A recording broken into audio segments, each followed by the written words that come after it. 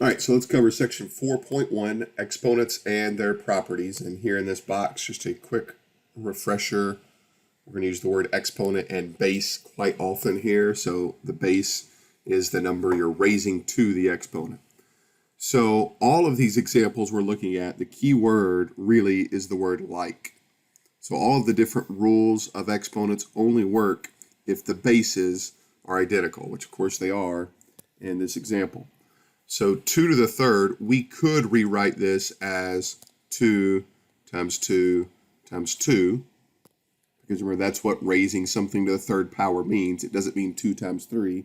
It means the base multiplied by itself to whatever power. So same thing for 2 to the fourth. 2 times 2 times 2 times 2. So then what we could do here is we could just count our 2's. We've got 1, 2, 3, 4, 5, 6, 7. So really what we're doing here is we're taking 2 and we're raising it to the 7th power. And we see pretty quickly a shortcut there. When we multiply powers with like bases, we add the exponent. So I've jumped down here to page 3, write down the product rule. When you multiply common bases, you add the exponents. All right, so let's look at the power rule now.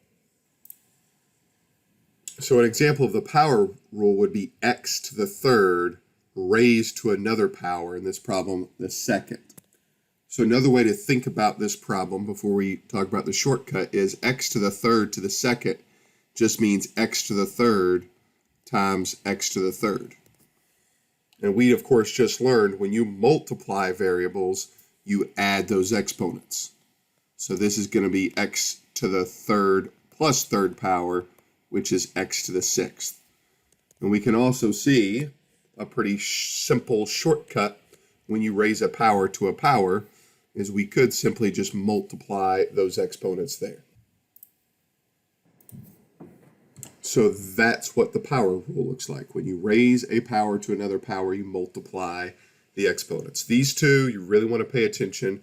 Often folks get these two mixed up. So that's why the examples, we're now going to practice some of each rule. All right, so scrolling back up to the examples, these first examples just say multiply and simplify. And again, simplifying means writing the problem with one base and one power when possible. So example 1, we notice we have the same base, so we can use our exponent rules here. Multiplication converts to addition. So 2 to the third times 2 to the fifth is really 2 to the 3 plus fifth power, which is 2 to the 8th power. That's all we're doing here when we do these problems. If the base is the same, we are adding the exponents. So same thing on part B. Looks a little bit different, but ultimately those parentheses indicate we are multiplying all of those base 5s together. So this is going to be 5 raised to the third plus 8th plus second power, which is to the 13th. And you can always verify this. If we type in this original problem and this problem in the calculator, we should get the same answer. Assuming this may be too big for the calculator actually to calculate, but maybe example A would have been a better one to check in the calculator. C and D, same thing. So this time we're taking a binomial, which means we're taking two terms and we're raising it to the third power.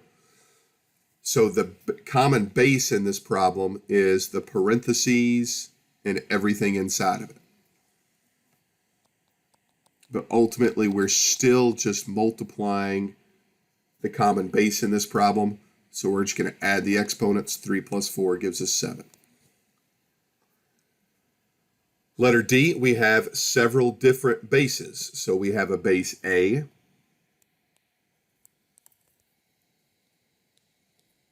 So we're going to add the exponents everywhere you see a base A. Same thing for base B. Remember, we can't go across different bases, but since we have a corresponding B, A, B, and C in this problem, we can do all three. And that last one has no exponent, But remember, there's always an assumed exponent of 1 that we don't necessarily write. So this one simplified would be a to the 5th, b to the 17th, c to the 3rd. So that is multiplication. These others we are not multiplying. These others we are taking an exponent and raising it to another exponent. So when we do that, we use the power rule, and the power rule says we multiply the exponents together.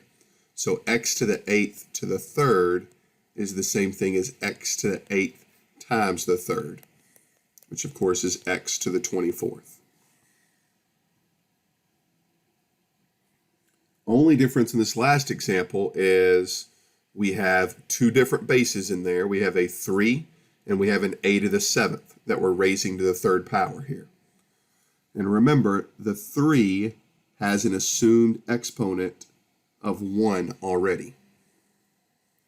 So when you raise a power to another power, that's going to be 3 raised to the 1st times the 3rd power. And same thing with the base of a. It's going to be a raised to the 7th times the 3rd power. And then simplify that. That's going to be 3 to the 3rd times a to the 21st. 3 to the 3rd, you could also say, is 27. Because 3 times 3 is 9, times 3 is 27. All right, and then finally, dividing powers with like bases. So again, let's look at a basic example. X to the 7th divided by x to the 3rd.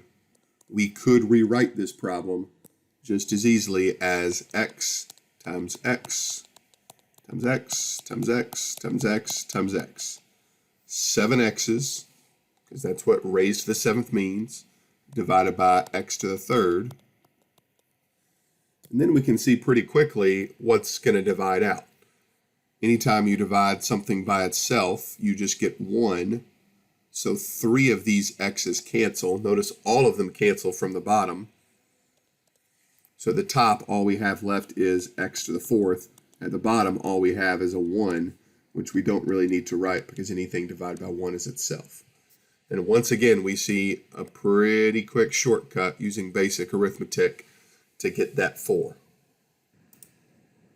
So the last one we'll talk about is the quotient rule. When you divide common bases, you subtract the exponents. But again, common bases only. All right, so let's look at some examples for the quotient rule right here. Again, it's specifically wanting you to use the shortcut. So 7 to the 9th divided by 7 to the 2nd. Both of those have a common base of 7. So we can simply just subtract and get our answer. Division converts to subtraction. And here's what I was talking about earlier, using the calculator to check. If we type in the original problem, we get 823,543. And if we type in our final answer, we should get the same number. So there's an easy way to verify whether or not you did the property correct. Assuming it's only numbers. If it's variables, it may be a little trickier to check. But same thing on this next problem. The base is 3x. So we have a common base. So we can simplify this to 3x to the 7 minus 2nd power, which is 3x to the 5th power. This would be an acceptable answer, but we could also simplify this a little bit further.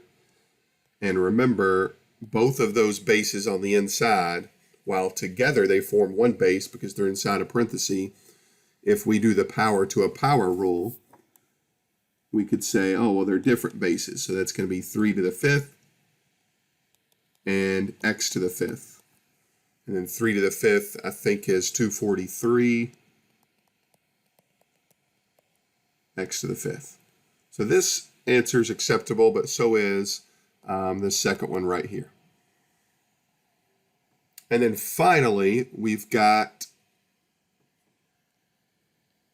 a couple of different bases here.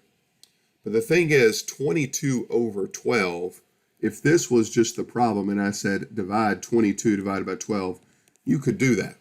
Both of those numbers are even, so you could just divide both the top and bottom by 2 and get 11/6. So we're still going to treat regular coefficients, use the same properties we always have.